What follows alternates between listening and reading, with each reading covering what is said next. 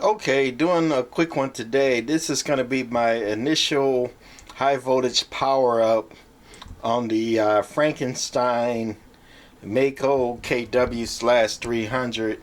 I just did one about the wiring was all goofed up and the way they put in four caps and had the low voltage wire all messed up. And I was saying I hope the transformer ain't blowed. So anyway, I'm finna power it up with my variac. I got the meter hooked up between high voltage and ground, and the meter's on DC, and I'm getting interesting thing, and this happened with the Thunderbolt 305 that I just did over there, is that even with the variac off, I'm getting some voltage, a little bit of leakage. I'm getting 4 volts out of the high voltage bank, even with the variac off. And that same thing happened with the Thunderbolt 305 I just did up.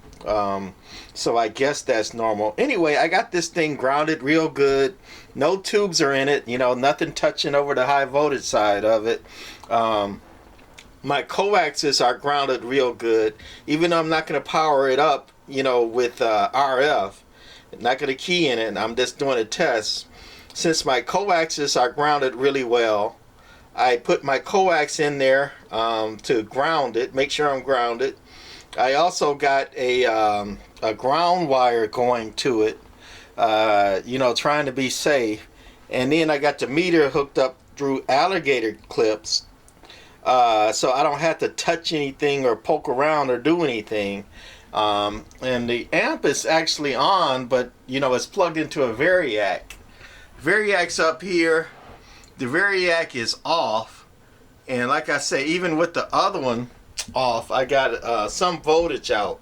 So I'm thinking that's actually a good sign that it's getting that leakage voltage through the AC, and it's already transforming it up. So I'm thinking that's a good sign. So anyway, this is a safety video, so I'm going to turn my variac on up here. It's dialed all the way down. I don't know if you can see the red light. So we're on with the variac. We're connected with the voltage, and we're going to slowly dial the variac up and watch our meter. And we dialed the variac up to about a couple volts on the meter, and you can see that the multimeter's up to 20. Speaking of the transformer, of how it works in the variac, the high voltage transformer in here, it puts out about 900 volts DC. 950 I think I had it at on the schematic. And you got a basically 110 120 volts AC of coming in, and you got basically, I know it's not direct math, but about 950 DC coming out. Well, you got AC coming out, but with the filter bank. But just for easy kind of semi-reference purposes, the transformer is going to multiply about 10 times what you put in it. So when it's working correctly, you put about 100 volts in it, you get basically a little under 1,000 out. You put 2 volts in it, you get about 20 out, etc., etc. Not quite 10 times, but a little bit underneath. But 10 times is kind of a decent reference to think about it.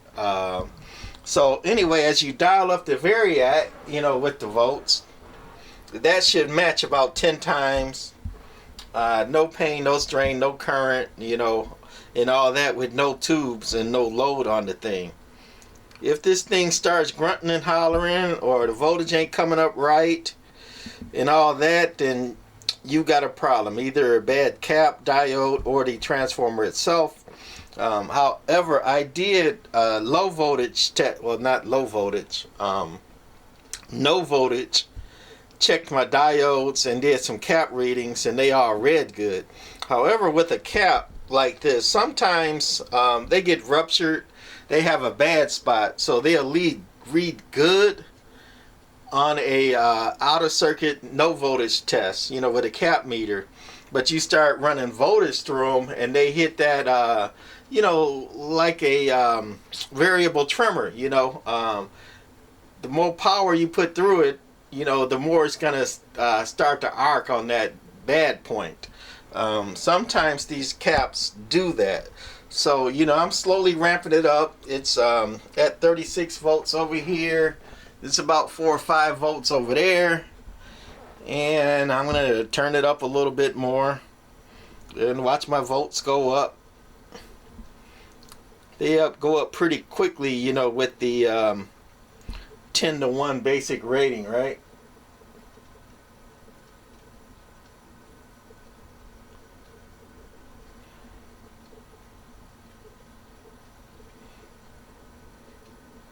So now I'm up to 100 volts. I'm going to let it sit for a while. Let these caps charge up a little bit. Some people say that to reform or recharge caps that have been dead for, you know, many years, that you do this over hours. And some people even say you do this over a day. You know, take 24 hours to slowly ramp them up. Syncor made a Z meter series where you can hook it up to that Z meter, and it would reform and charge some bad caps that weren't too far gone. And the Syncor meter, it depended on the cap, but it took hours for that thing to do that. And it doesn't always work. Like I say, some of them are too far dried out, too far gone. But these caps are not that old. They're not, you know, 20, 50 years old.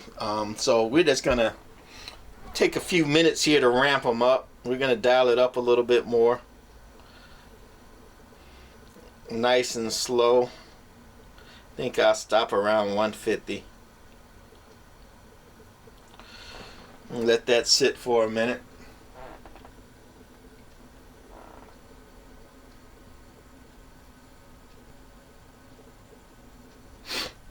And actually, I'm over here. I'm about 35 volts, so I'm not getting 10-to-1, but I might be on the low side too. I think I am on the low side of that tap I was telling you about that I had to change. So on the low side, I'm probably getting, you know, closer to 6-to-1, 7-to-1. So I'm still thinking that's about right.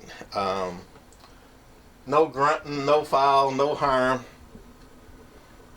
And I'm just going to go ahead and dial it up some more.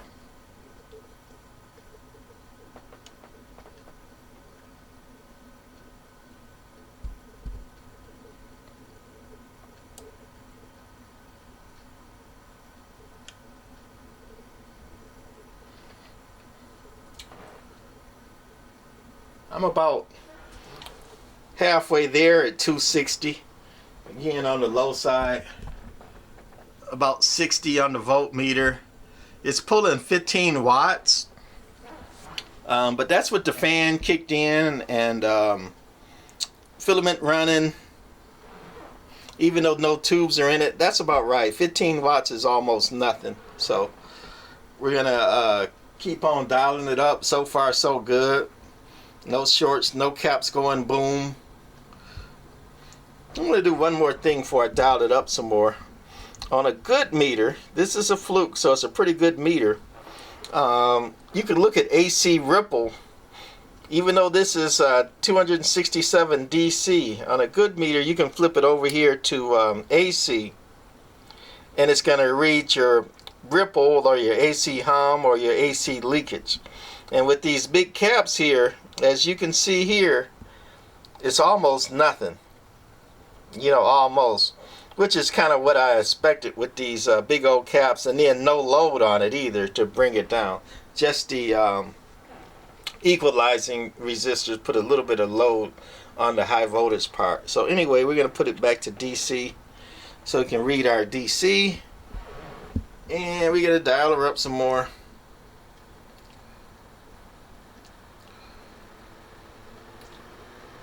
You can hear the fan is running now. Looking at the watt meter, I'm up to 20 watts. I'm about 80 volts into this thing. And we got to keep on dialing. Hands and everything are away from this thing.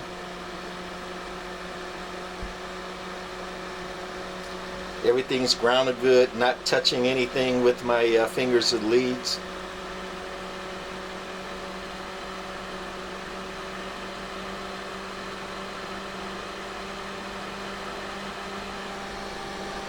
And right there we're up to 110. And if I wasn't making this video, I would let that sit a little while. However, since everything looks good, these caps are not old anyway, I'm going to go ahead and dial it up to the 120.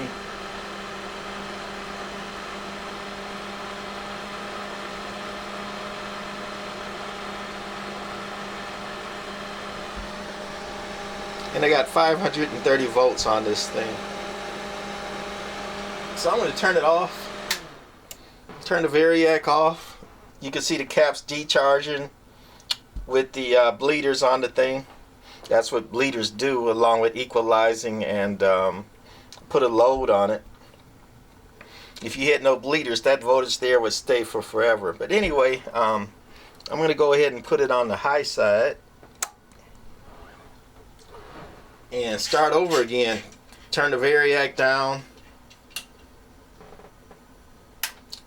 back on, and then dial it up. Right now with the variac on but all down, you can see the voltage falling off, but I'm going to start dialing it up. It's going to reach that point, and there it goes, going up again. And I'm not going to do it real slow. We already know it's, for the most part, looks like it's working. We're on the high side this time, so the voltage should go much higher. On my schematics, I got written down on another one I worked on, 950 volts. Oh, my meter only goes to 600 volts. And that's where it's kicking out and going to overload. A lot of meters these day and age only goes to 600. If I wanted to measure the rest of it, I'd have to hook up my high voltage probe, which is basically a divide by 1,000 probe here. You disconnect the regular leads, you connect this probe here, and it divides the voltage coming in from the tip into ground, and it sends it into the meter, but it's divided by 1,000. So if I had this probe hooked up, instead of 648 or so volts, it would read 6 volts, 6.48 volts. So it keeps the meter safe, divides by 1,000 so you can read high voltage. This probe here only goes up to 6 kilovolt. I mean, they got some that go up to 100 kilovolt, you know, who knows, sky's the limit. But I'm not a big boy. I don't really do really big boxes. I just do this for fun and a hobby, and I like to play with small to medium amps. I might play with some 500Zs or 8877s like that from time to time. Back in the day I did some 3000s, but anyway, I guess I lied. I said this video is going to be quick. But for my own purposes, I'm going to turn this meter off, since it only goes to 600, and I'm just going to dial up the variac. You can hear the fan blowing with it.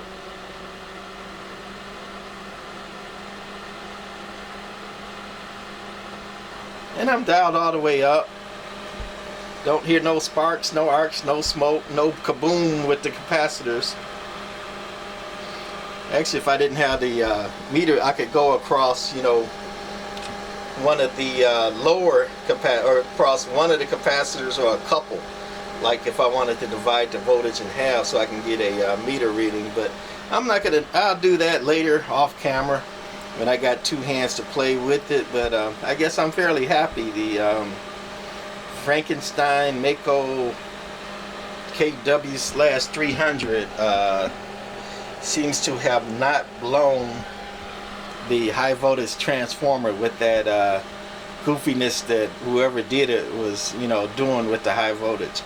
All right, that's it for this one. Took a little longer than I was expecting. All right, be safe out there. You know, especially if you're gonna mess with high voltage. This stuff will and can kill you. I don't put my fingers in there. I do like this, you know, even with variac and testing, I stay away from it. All right, bye.